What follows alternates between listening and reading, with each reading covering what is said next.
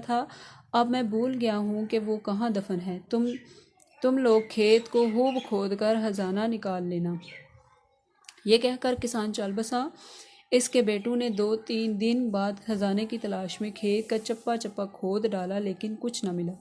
उन्होंने सोचा कि खेत तो तैयार है, अब इसमें गंदम की फसल बो दी जाए। चनाचे उन्होंने गंदम बो दी। इस साल बहुत अच्छी फसल हुई। उन्होंने मंडी जाकर गल्ला फरोख्त किया और खूब नफ़ा कमाया।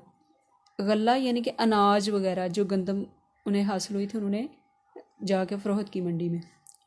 वो समझ गए कि इनका बाप इन्हें क्या सबक देना चाहता था। उन्होंने मिलजुल कर मेहनत की और खूब मालदार हो गए।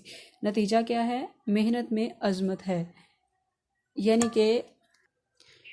यानी कि मेहनत में ही इज़्ज़त है इंसान की। मेहनत करने वाले को मेहनत का फल ज़रूर मिलता है।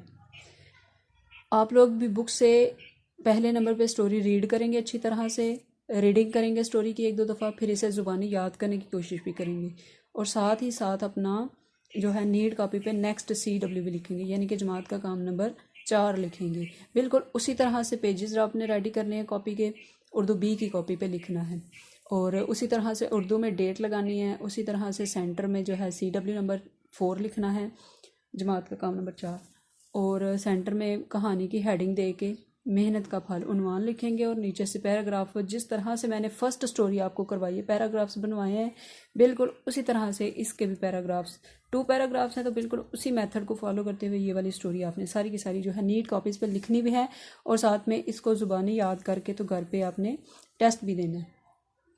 ठीक है जी, ओके जी, अल्लाह हाफिज़।